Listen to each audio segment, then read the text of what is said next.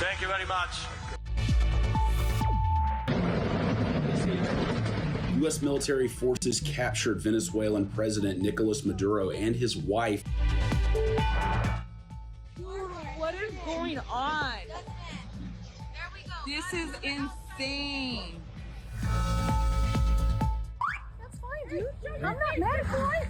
Show your face. Get out of the wall. Fucking bitch. Documents released by the Department of Justice Tuesday, emails and flight logs showing U.S. President Donald Trump flew on convicted sex offender Jeffrey Epstein's plane at least 8 times between 1993 and 1996, including a flight where the only listed passengers are Epstein, Trump, and an unidentified 20-year-old. The new releases also contain extensive redactions. Yo! Is turning into a multi-front and multi-layered conflict. To the United States, do not call your...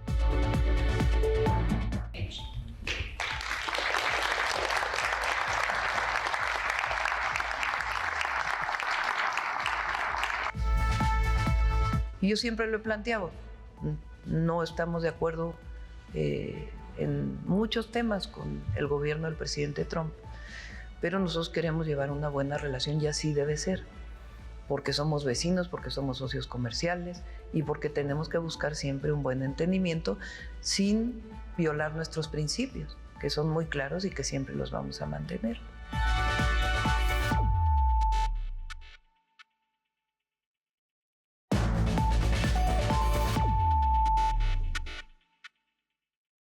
Bienvenidos a Mirador Norteamericano, una coproducción de la UNAM, la COAED y el CISAN.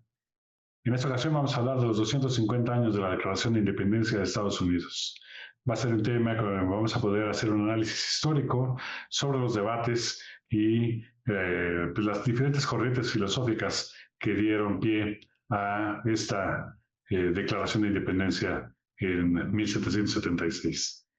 Para ello vamos a tener la presencia de 2 investigadores del CISAN, el doctor Ignacio Díaz de la Serna, uno de los investigadores más importantes en torno a la filosofía política que tenemos aquí en la universidad y en el CISAN, y también la doctora Estefanía Cruz, quien hace trabajo sobre el análisis político en Estados Unidos.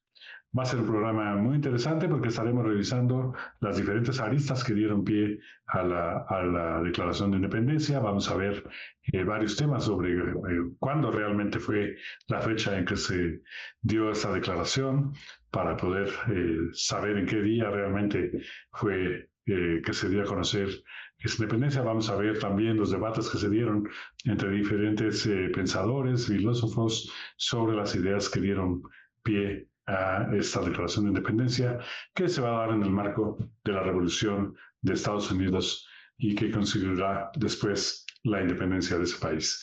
Va a ser un programa muy interesante, va a ser un programa muy ameno. No se vaya, quédese con nosotros en Mirador Norteamericano.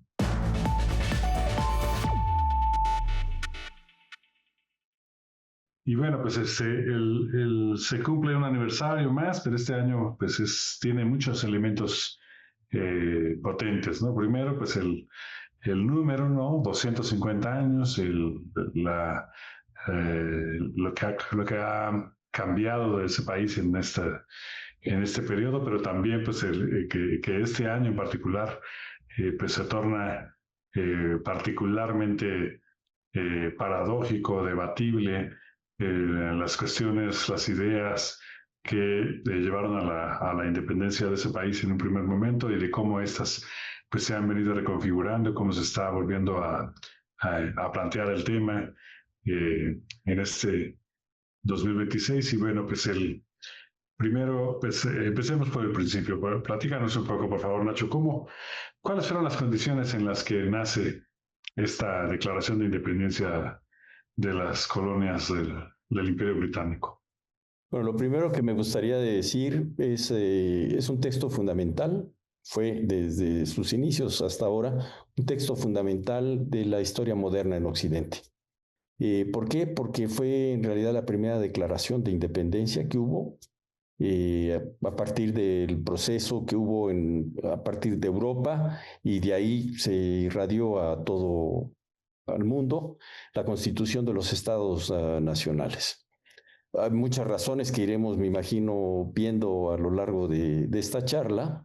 Hubo muchas razones por las cuales estoy diciendo esto, que fue un texto absolutamente fundamental. Específicamente en la historia de Estados Unidos, no solamente la declaración de independencia declara a través de ella un nuevo país que están haciendo, que es Estados Unidos de Norteamérica, se declara justamente independiente, y es importante entender que no solamente frente a Inglaterra se declara independiente, sino frente a la comunidad internacional de las naciones que ya estaban constituidas justamente como naciones, como estados, ¿no? Llama la atención, y a mí me parece también bastante significativo, el Congreso encargó a Jefferson la redacción de esa declaración, y se la encargó a él porque Jefferson ya tenía experiencia en redacción de documentos no poco importantes. Entre otros, no recuerdo bien el título, pero es un documento que también tiene su importancia, en donde se declaraban cuáles eran los derechos que los británicos, que los ingleses habían llevado a América del Norte en su proceso de migración. Jefferson, a partir de esa experiencia, redactó la declaración, el borrador de la declaración, lo redactó sin consultar a nadie. Esto no lo platicó ni con amigos, ni con otros miembros del Congreso, etcétera, y tampoco se basó en ningún texto. Se basó en el conocimiento que él tenía, sobre todo un conocimiento muy amplio que tenía de la tradición jurídica inglesa. Y específicamente detrás de la Declaración de Independencia, cuyo borrador redacta él, está detrás, totalmente detrás, la filosofía de John Locke. Que con John Locke nace finalmente una posibilidad nueva de justificar la creación del Estado y la creación de una sociedad civil que no sea necesariamente monárquica. La redactó en muy poco tiempo, y en ella se pueden encontrar, también de esto lo podemos dejar para un poco después, ciertos conceptos ideológicos que estaban detrás justamente y que estuvieron detrás de la redacción, es decir, una serie de principios ideológicos en los que estaba pensando Jefferson cuando la redactó. Él, dentro de ese borrador, redactó una cláusula en donde lo que hacía era proponer la abolición de la esclavitud, cosa que el Congreso no lo admitió. Y de hecho en la declaración no aparece ese fragmento. ¿Por qué? Pues por toda la presión de los estados sureños, cuya economía pues estaba fundamentalmente basada en la mano de obra de los esclavos. No sé, esto se me ocurre un poco como los antecedentes, y posiblemente a lo largo de otras intervenciones vayan saliendo más detalles.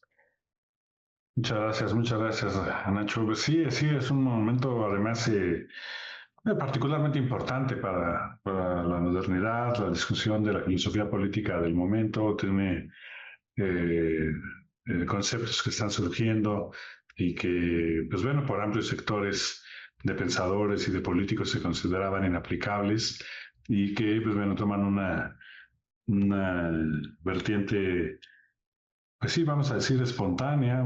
Sí toma en cuenta, como bien señalas, la discusión filosófica y política que hay en Europa, pero también hay una mirada que se da desde desde las colonias, ¿no? Y bueno, Estefanía,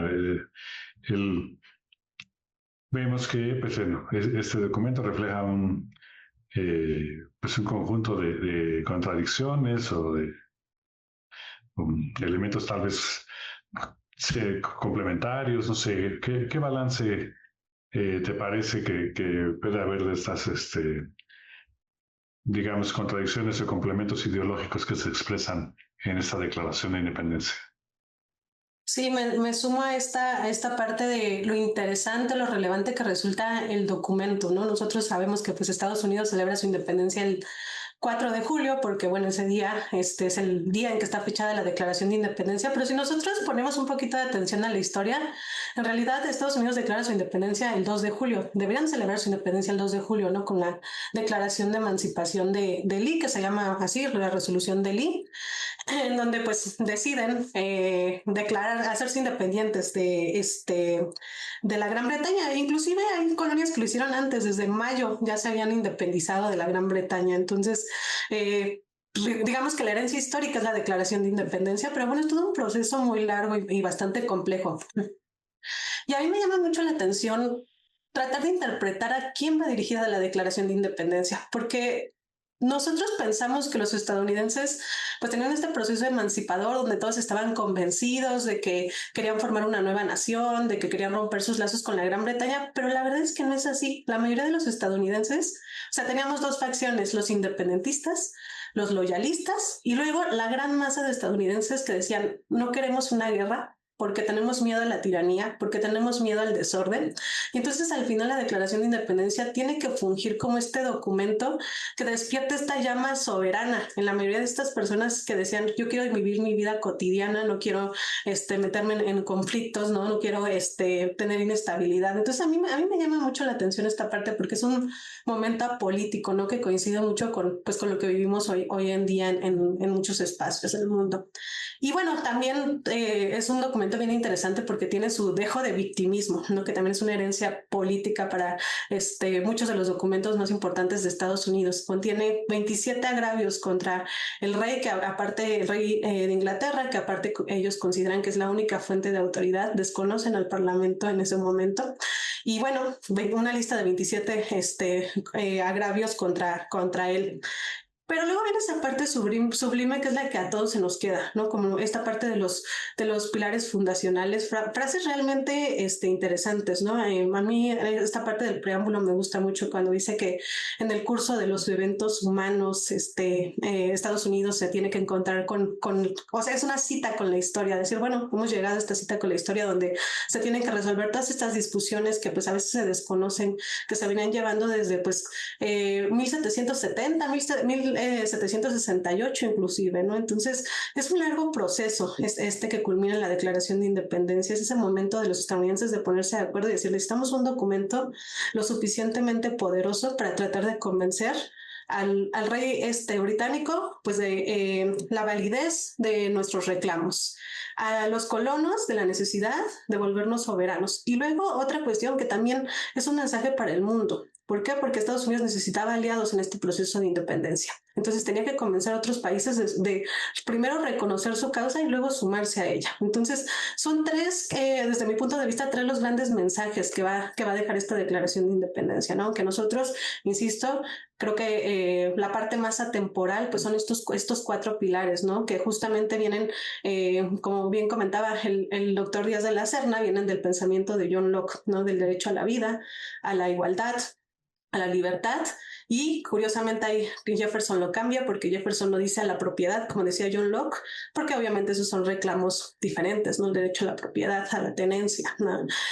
Lo cambia por el derecho a la felicidad, que creo que es inclusive más complejo, ¿no? Que es la felicidad, ¿no? Y que se vuelve también pues otro de los pilares fundacionales de la sociedad estadounidense. Entonces, bueno, pues eso dejaría yo en mi primera intervención sobre pues esta relevancia de la Declaración de Independencia. Y bueno, antes de dejar el micrófono, también me gustaría decir que no tenemos que olvidar que también como toda la historia de Estados Unidos, hay que entenderla también con pues esta parte estructural. Y también en la Declaración de Independencia hay un montón de teoría mercantilista. Siempre se nos olvida la lectura económica de la Declaración de Independencia, pero siendo Estados Unidos el país que es, no podemos ignorar también pues toda esta parte de lectura mercantilista que podemos tener. Y me gustaría hacer un comentario. Claro, adelante. Lo último que señalaste, Estefanía, que me parece absolutamente crucial. Sí, efectivamente, estos tres derechos fundamentales, ¿no? Y que para Jefferson también son innegables. El derecho a preservar la vida propia, la libertad y lo que cambia que está en Locke, porque la justificación de la constitución del individuo socialmente hablando, Locke lo está pensando el individuo evidentemente bajo la figura del propietario. En ese sentido no todos tienen el valor social para Locke. Y esto lo cambia justamente Jefferson, agregando la frase "the pursuit of happiness", es decir, la consecución de la búsqueda de la libertad, porque eso creo que le da un tono moral a toda la declaración y no solamente quedarse justamente en una perspectiva vagamente política y sobre todo mercantilista, ¿no? Esto, insisto, le da un cierto tono moral que creo que recorre todo ese texto, ¿no? Y que va a ser además lo que va a producir un conjunto de debates interesantísimos posteriormente, ¿no? Porque incorporan un elemento tan abstracto como la felicidad a un conjunto de temas que eran pues muy tangibles y transaccionales, ¿no? Es producto de una mente pues, empresarial que entra al terreno de las ideas, ¿no? Y que de alguna manera pues sí genera un diálogo único que además se va a ver después en otros documentos, ¿no? Las diferentes actas de independencia que se van a generar en las colonias, el debate por esas actas, en fin, ya será tema de otro programa.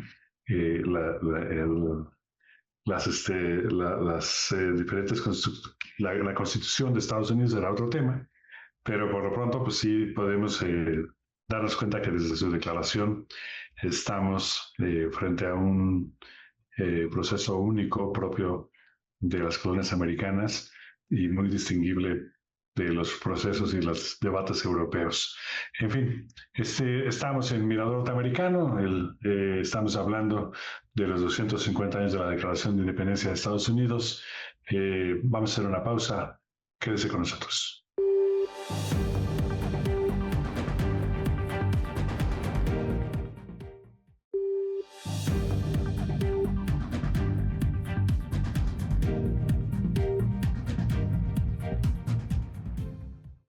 Estamos de regreso en Mirador Norteamericano. Estamos hablando de los 250 años de la Declaración de Independencia de Estados Unidos y hemos pues revisado las influencias filosóficas, particularmente de John Locke, que van a llevar a esta declaración, algunos de los componentes ideológicos con los cuales se parte para esta independencia.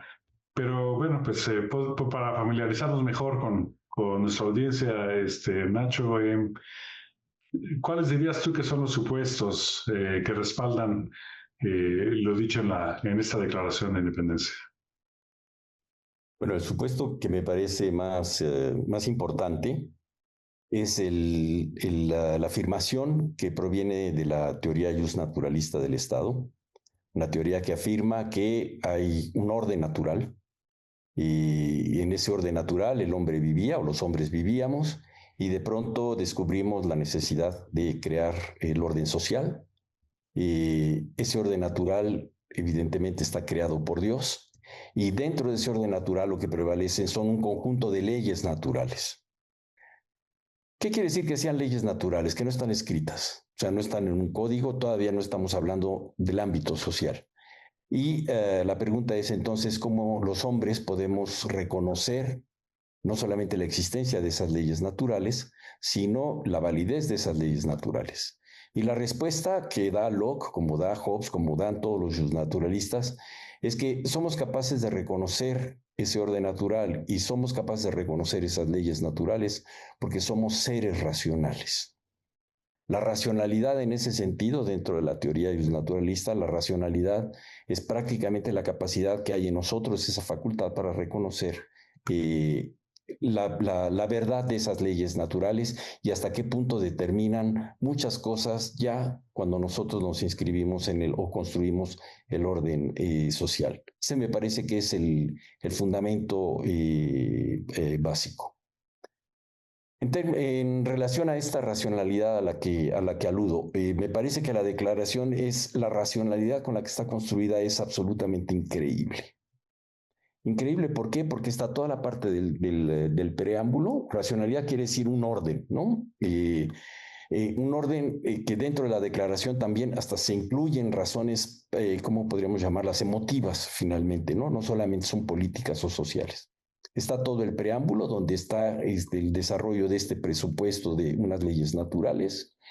Luego está, como bien lo señaló Estefanía, los 27 agravios, los 27 agravios que ha cometido el rey Jorge III. Esa hay algo que me parece fundamental. Siempre se menciona al rey, pero no se menciona al parlamento. En realidad, los agravios que ha hecho el rey siempre están mencionados, digamos, en forma negativa.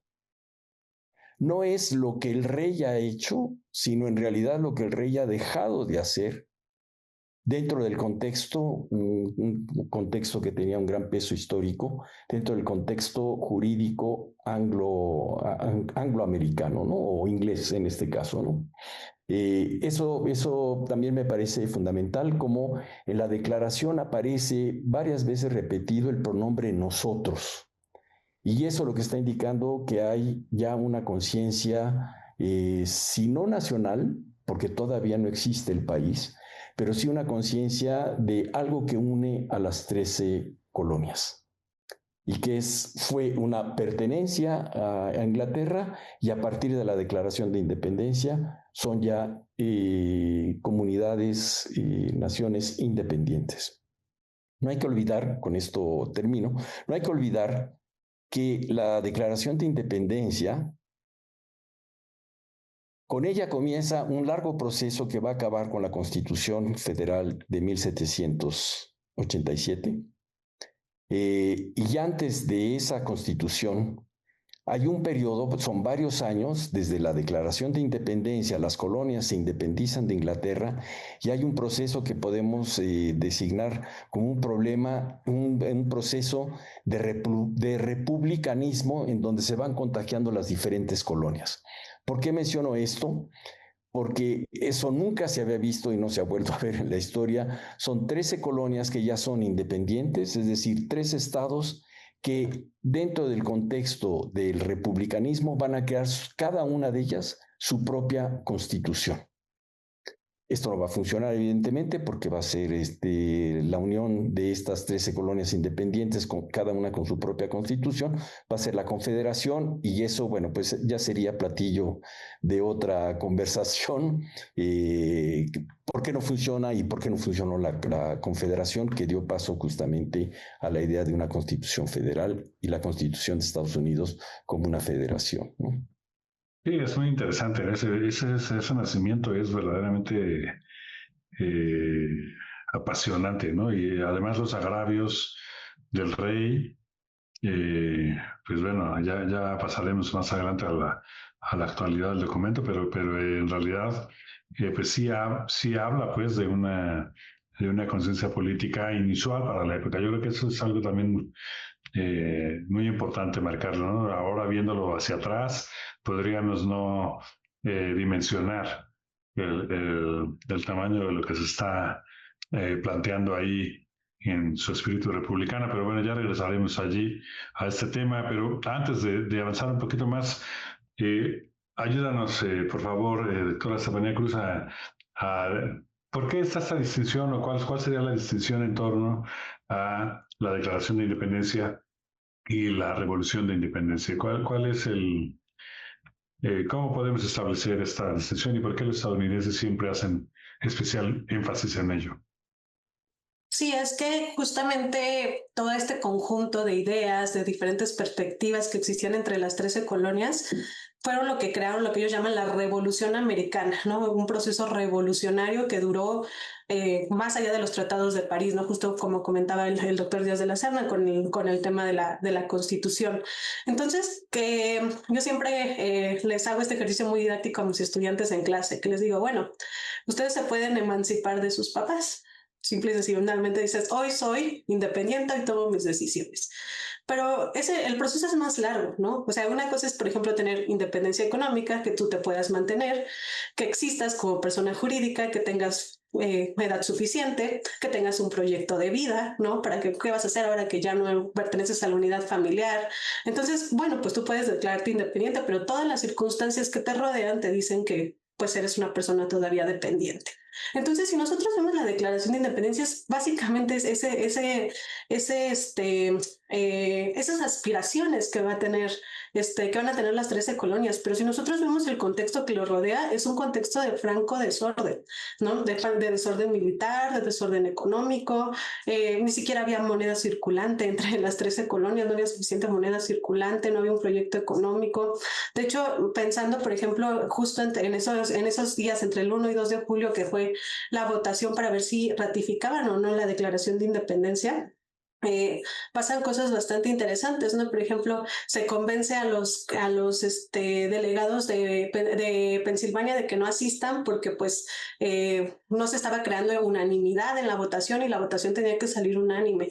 El estado de Nueva York que dijo, bueno, suena muy bonito esto, sí me gusta esta idea de la persecución de la libertad, pero si estalla la guerra, el primer estado que va a sufrir la lucha armada soy yo, entonces prefiero abstenerme amistosamente, ¿no? Entonces, pues ahí vemos que fue un momento de muchos debates, de debates cruciales. Entonces, yo insisto, el proceso es mucho más largo. Al final creo que lo que trasciende es este documento, pero pues todas las historias que tenemos alrededor de este movimiento que ellos llaman pues The American Revolution, me parece que es bastante interesante. Y bueno, justo cuando hablábamos de Jefferson y cómo se enfrenta a esta tarea que le encomiendan, ¿no? El Comité de los Cinco, tú eres el que vas a escribir la declaración, en una correspondencia posterior con Madison, que lo tenemos súper bien ubicado, ¿no? Por estos textos de los federalistas y bueno, que al final pues van a ayudar a la creación o la invención republicana.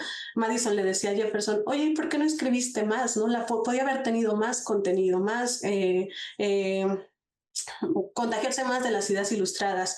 Y dice Jefferson, es que a mí no se me dio el mandato de inventar nada nuevo. Dice, yo solamente escribí la sensación, la percepción, que el consenso de las ideas que estaban en ese momento en discusión, al menos en este Congreso Continental. Entonces, bueno, también eso nos habla mucho de esa necesidad de crear consensos que se tuvo que generar en ese proceso de declaración de independencia. Entonces, insisto, creo que la construcción de Estados Unidos como lo conocemos hoy, pues sí es resultado de esta revolución americana y al final pues la Declaración de Independencia es uno de sus documentos más importantes. Yo creo que el papel central que tienen los archivos nacionales, ¿no? Una cúpula súper decorado, todo eso pues dice mucho de lo simbólico y creo que al final tenemos que verlo también así, ¿no? Como un documento necesario dentro de un proceso bastante complejo.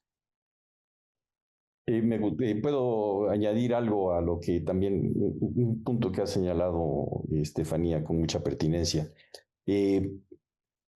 Al principio, cuando comienza el movimiento de independencia de las 13 colonias, en realidad de lo que se trata, es decir, es un movimiento conservador en el sentido en que quiere conservar los valores jurídicos de la tradición inglesa. Así es como lo están entendiendo los colonos. No están pensando en la creación de un mundo nuevo, etcétera, etcétera. Eso viene un poco después del estallido del movimiento de independencia, y esa radicalización a decir, no, es que esto se trata en realidad de una revolución y esto es un parteaguas del pasado no nos interesa, lo que nos interesa es el futuro. Esa radicalización se inicia con algunos de los textos fundamentales que escribió Thomas Paine, ¿no? el inglés. O sea, en un principio sí se piensa que lo que desean los colonos es nada más una continuidad y que el rey Jorge III deje de estar agraviando todo lo que ha estado agraviando en la vida colonial, ¿no? Y después, insisto, hay esa tendencia a esa radicalización, porque dentro de la historiografía norteamericana también hay puntos de vista en donde dicen, no, es que el movimiento de independencia no comenzó como un movimiento genuino de separación de la metrópoli, ¿no? Sino simplemente nada más hacer respetar los acuerdos, porque eran leyes no escritas, entre otras las cosas que distinguen a esa tradición jurídica, no están escritas en ningún lugar, eran acuerdos históricos que se habían tomado en relación al pueblo y la corona desde el siglo XIII, ¿no? Sí, ay, perdón la interrupción, pero bueno, si vemos la narrativa justo es esa, ¿no? Transitamos de una revuelta contra los impuestos a una insurrección, a una rebelión que de repente se convirtió en revolución y acabó en independencia, ¿no? Un poquito para justo resaltar este curso azaroso de los eventos históricos, ¿no? Y aquí, bueno, para ubicar a nuestra audiencia, pues bueno, normalmente, sí, en esos temas esquemáticos, la Revolución Americana o Revolución de Independencia de Estados Unidos se fija su inicio en 1765 y aunque en 1775 es cuando empieza, digamos, la fase armada, todo esto va a llegar hasta 1783, cuando va a ser el Acuerdo de París y la Declaración de Independencia. Estamos hablando de julio de 1776, ¿no? O sea, es un año después del inicio de la Revuelta Armada y un periodo que se abre a partir de la Declaración de Independencia hasta la firma del Acuerdo de París 7 años después. Entonces, bueno, esto lo digo nada más para ayudar a quienes están viendo a ubicarse en el tiempo y de los diferentes procesos que se dieron durante esta etapa. Y bueno, por supuesto, pues bueno, la fecha emblemática que ya quedó pues marcada por el cuestionamiento, pero que al final de cuentas pues se sigue festejando el 4 de julio, en fin. Y bueno, la pregunta obligada es un texto fundacional, sin lugar a dudas, pero ¿cuál es la actualidad de esta declaración, Nacho? Bueno, acerquémonos primero a la actualidad. No es casual, vamos pasito a pasito. Venga. No es casual que el señor Thomas Jefferson, redactor del borrador de la Declaración de Independencia, con los años después se trabaron una gran amistad, él y Lafayette, ese joven de 19 años, aristócrata, que cruzó el Atlántico y se fue a luchar a favor de los ex colonos británicos, que luchó con Washington. Se volvieron a encontrar cuando Jefferson fue embajador de Estados Unidos en París. Se volvieron a encontrar ahí. Es el momento, ya ha ocurrido la Revolución Francesa, ya ocurrió esto que se llama los años del terror, el gobierno de Robespierre, y es el momento dentro del directorio en el que se aceptan las propuestas de la primera Constitución republicana francesa. De ahí Lafayette y Jefferson hicieron un borrador, hicieron una propuesta de una Constitución republicana y la presentaron. No es que haya ganado esa propuesta o cualquier otra propuesta que se hizo, que fueron varias, sino que la primera Constitución republicana francesa pues fue una mezcla en donde se tomó de varias propuestas, se tomaron los puntos que se consideraron importantes.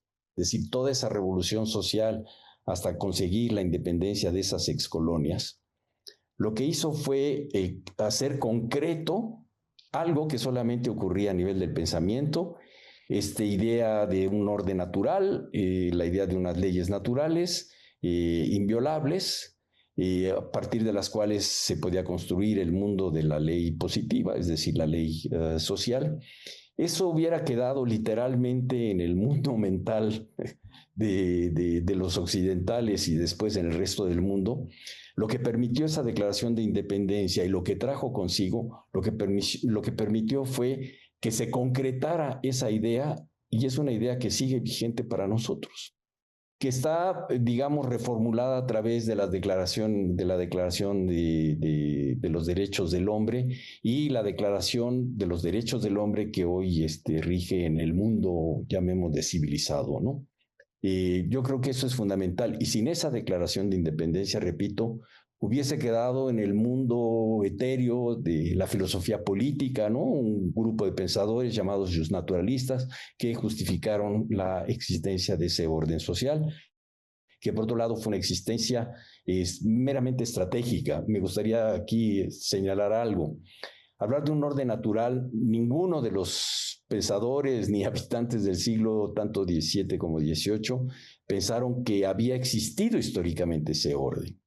No, simplemente fue un arma estratégica. O sea, ese diseño de un orden natural creado por Dios fue una arma estratégica para convencer y para que nos convenciéramos todos de la inevitabilidad del orden social. Es decir, los hombres fuera de la sociabilidad es imposible nuestra existencia. Entonces, hablar de ese orden natural y después cada uno de esos pensadores lo que justifican para pasar al orden social, la necesidad irreparable e irremediable de vivir bajo un gobierno, ¿no? El gobierno, sea del corte que sea, como un mal necesario. Bueno, pues todas esas ideas, insisto una vez más, hubieran quedado en el éter simplemente si no hubiera sido por la Declaración de Independencia y lo que siguió, ¿no? Pero bueno, me parece maravilloso lo que acabas de decir y la manera en que lo planteas, pero entonces la actualidad de este orden natural, de decir que bueno, lo que está pasando actualmente con la transmutación de Estados Unidos, voy a dar la palabra a la doctora Estefanía Cruz sobre cómo es retomado este legado hoy en día, específicamente por los nacionalismos que hay en este país, inclusive pues la radicalización, la formación de grupos que consideramos radicales en Estados Unidos. ¿Cómo se da esta actualización de la Declaración de Independencia en la actualidad, doctora Estefanía Cruz? Pues sí, yo creo que para entender la actualidad también yo agregaría dos cosas que creo que tienen que ver más desde mi perspectiva política. Me llama mucho la atención cómo el doctor Díaz de la Serna tiende a reflexionar sobre lo jurídico, lo filosófico de la declaración, y bueno, a mí yo agregaría el elemento político, que es que también la Declaración de Independencia va a institucionalizar el derecho que tienen y la obligación que tienen los pueblos de luchar contra la tiranía y de remover un gobierno que no les es responsivo, ¿no? Entonces institucionalizan el cambio político, institucionalizan la revolución, la rebelión, esta no obligatoriedad de la desobediencia de las leyes que se consideran injustas, le llamaría yo así, ¿no? Que también está ahí incluida en el texto de la Declaración de Independencia. Y todas estas cuestiones, la parte justo de la parte de los derechos inalienables y luego la parte también política, hacen que la Declaración de Independencia sea considerada por prácticamente todos los estadounidenses como el único, junto con la Constitución y en menor medida la Constitución por los debates que generó, como los únicos documentos legítimos que da constitución a Estados Unidos. Entonces tiene una legitimidad hasta incluso dentro de los grupos de la extrema derecha hoy en día. Entonces eso resulta paradójico, ¿no? Hay grupos de la extrema derecha que se dedican justamente a estudiar la correspondencia entre pues estos padres fundadores de la época, ¿no? Que a mí me parece bastante interesante. Y bueno, creo que tenemos que tomar en cuenta esto en el contexto de la actualidad. Por ejemplo, hace rato mencionaba el doctor Díaz de la Serna a Thomas Paine, y Thomas Paine, dentro de este texto tan importante, que también es fuente de la Declaración de Independencia, es una fuente local, que es el sentido común, termina diciendo the law is the king, ¿no? En este país, en Estados Unidos, la ley es el rey. Y entonces se retoma eso después para los movimientos de No King's Land, ¿no? Y nosotros pensemos ahora en las recientes protestas que se dieron en Estados Unidos sobre el movimiento de No Kings, ¿no? Entonces, desde ahí se van a retomar esta parte del rechazo, por ejemplo, al monarca, el rechazo a gobernantes que agravian a su propia población y el derecho que se tiene a protestar contra ellos. Y a mí se me hace bien interesante porque, bueno, este es un movimiento progresista, pero bueno, también se retoma constantemente este contenido de la Declaración de Independencia, inclusive adentro de movimientos de la extrema derecha. Entonces, al final sí sigue teniendo su relevancia histórica, ¿no? Es como cuando buscas un origen explicativo a por qué estamos juntos a pesar de nuestras diferencias y dices, bueno, escarbamos en la historia y entonces encuentro este documento que nos da ese sentido de unidad, ¿no? Adentro de un contexto, insisto, súper complejo donde había una balcanización de estas 13 colonias constante y bueno, parece que ahora hay una balcanización de Estados Unidos, un enfrentamiento entre distintos grupos de la sociedad estadounidense, ¿no? Incluso hay quienes hablan de guerra civil y este tipo de cuestiones que también en su momento, durante el proceso de independencia de Estados Unidos, pues estaban patentes. Entonces, pues también de ahí viene su actualidad, ¿no? Es revisar el origen de la nación para entender por qué hoy está como está. Quisiera también comentar algo. Llama la atención, la Declaración de Independencia es en realidad en la historia de Occidente, en la historia moderna de Occidente, es el primer documento claramente en contra del colonialismo. Y hoy con toda la reflexión que se produce como reflexión anticolonial, yo no me he encontrado, no soy experto en ese tema, pero yo no me he encontrado autores en donde elaboran toda una teoría acerca del anticolonialismo que hagan referencia a la declaración. Es que hoy en la actualidad, en la historia del siglo XX, el peso que tiene el desarrollo de Estados Unidos como el hegemón en Occidente y en el mundo, ¿no? Es un peso, y muchas veces esa consideración es una consideración negativa. Ese peso de una u otra manera ha obnubilado ese valor de la independencia, que sigue de la Declaración de Independencia, que sigue siendo un documental muy importante, sobre todo, repito, metido en la reflexión que se lleva algunas décadas construyéndose en contra justamente de toda forma y toda política de colonialismo, ¿no? Sí, y justo para complementar esta parte del colonialismo, por ejemplo, a mí me resulta bastante interesante cómo Ho Chi Minh va a hacer bastantes referencias a la Declaración de Independencia. De hecho, le llama la Declaración Inmortal en un discurso muy famoso en Vietnam. Entonces, bueno, justo tiene que ver con este anticolonialismo, de usar estos elementos.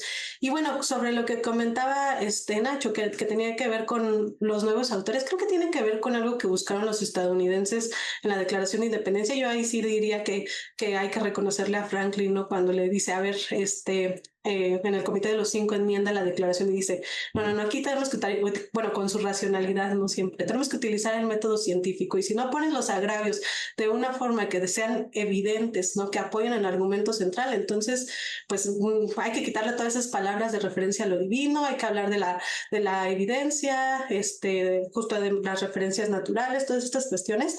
Este proceso refleja mucho lo que pasa en la filosofía política de los Estados Unidos, que es ponerlo en palabras ordinarias, ¿no? En argumentos ordinarios.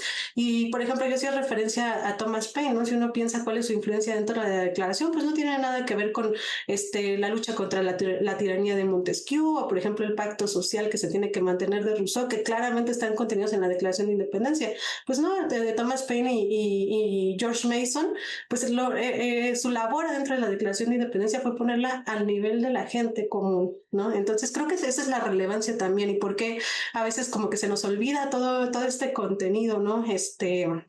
teórico que respalda la Declaración de Independencia, porque está escrita en palabras tan simples y tan ordinarias de tal forma que se pueda comprender fácilmente. Entonces, creo que eso explica también por qué después, pues, o en la actualidad, justo como comentaba el doctor Díaz de la Serna, resulta un poco complicado encontrar textos bastante reflexivos sobre la Declaración de Independencia. Bueno, quizá las celebraciones pues generen otra ola de reflexión, ya desde el CISAN lo estamos haciendo, pero bueno, quizá se regrese, ¿no? Se retorne a este análisis.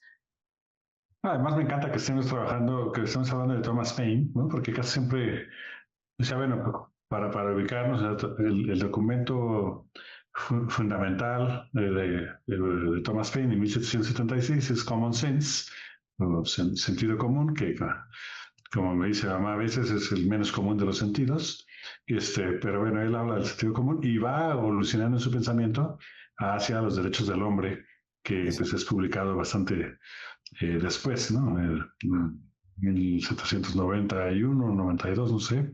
Pero bueno, entonces me gusta muchísimo que estemos hablando de Thomas Paine, porque en realidad, pues este trabajo de Jefferson, pues casi siempre se centra en él y en los debates que tuvieron Adams y Jefferson, los Hamilton, ¿no? En fin, y como que se deja un poco de lado a Thomas Paine porque fue acusado como de anarquista en su momento, ¿no? Por Jefferson se buscó, pues bueno, el debate se transformó en qué tan federalista tendría que ser este nuevo gobierno. Sí, obviamente estaban los que querían una centralización, como Hamilton, como John Adams, y también estaban, por otro lado, pues Madison y Jefferson diciendo, no, pues había que proteger la soberanía de los estados, y me gusta mucho reflexión que hemos hecho el día de hoy, que recupera pues los derechos del ser humano, del hombre, y el sentido común como elementos fundamentales para fundamentar esa declaración de independencia. Y bueno, pues que en nuestra actualidad, vaya que hace falta una reflexión política más profunda para poder entender el alcance de estas opciones que se debatieron en su momento y que además pues en gran medida se hicieron posteriormente en el Acta de Independencia, intentando vacunar a esta nueva nación de potenciales futuros tiranos, y ahora pues estamos en un ciclo, en una némesis que hace pues necesariamente nos obligan a reflexionar sobre lo que se pensó en un primer momento sobre esta declaración de independencia y lo que vendrá después. Primero, pues bueno, doctor Díaz de la Serna, ¿alguna reflexión final? Posiblemente la mayor paradoja del siglo XVIII, y una paradoja que sigue siendo para nuestros ojos una gran paradoja, es el hecho de todo el movimiento revolucionario de las colonias británicas. Recibieron la ayuda inglesa, y la gran paradoja es cómo Francia, una monarquía, ayudó a unos colonos que querían independizarse de una metrópoli, ayudó en contra de otra monarquía, que fue la monarquía inglesa. Evidentemente, en la Guerra de 7 Años y toda la pugna histórica que habían tenido, llevaba mucho tiempo Francia e Inglaterra, pero una monarquía ayudando a un país que se va a construir como una federación, ayudándola en contra de otra monarquía, pues cuesta trabajo entender un poco la lógica de eso, ¿no? De esa gran paradoja. A veces he pensado que la expresión en inglés de "you are a pain in the ass" viene de Thomas Paine. ¿Por qué no te lo dije? Seguramente lo pensaban los conservadores cuando este hombre que llega y quiere radicalizar todo el movimiento independentista, ¿no? Y seguramente algún conservador dijo, he is a real pain in the ass. Bueno. Definitivamente, sí. Eso, sí. Si no aparece en el programa, no hay problema. Va a aparecer 2 veces, yo creo, porque pinta muy bien. Gracias, Nacho. Y doctora Estefanía Cruz, una reflexión final. Sí, no, yo coincido, ¿no? Al final a los estadounidenses les gustan las buenas historias, ¿no? Y está esa paradoja de que justo Franklin se muere en el aniversario 50 de la Declaración de Independencia, junto con un enemigo, porque a partir de estas discusiones enemistas, ¿no? Posteriormente también con el tema de la presidencia con Adams, ¿no? Y los dos mueren el mismo día, justo, y el día que se cumplen 50 años de la Declaración de Independencia. Pero bueno, pasa cada cosa. Yo más que una reflexión final, justo lo invitaría al auditorio a acercarse a pues los textos que se producen en nuestra universidad, en el CISAM. Por ahí el doctor Díaz de la Serna tiene un texto sobre justo Franklin y Jefferson. Bueno, tiene más textos, pero creo que este texto es bastante interesante. Y también yo tengo por ahí en mi último libro un capítulo sobre las revueltas de los impuestos y la vigencia de la insurrección. Entonces, una invitación a acercarse al trabajo que hacemos aquí en el CISAM. Pues en la actualidad, pues volviendo a pensar un conjunto de temas, vemos en riesgo varias de las instituciones que se fueron gestando a raíz de esta discusión de las ideas y que, bueno, pues conviene volver a revisar, volver a leer su origen para entender su actualidad. Les agradecemos a ti, a Nacho, a Estefanía, a los investigadores del CISAN. Muchísimas gracias por sus aportaciones en este programa y también a ustedes, amigos de la audiencia que nos siguen el último domingo de cada mes aquí en Mirador Norteamericano. Nos vemos pronto. Hasta la próxima.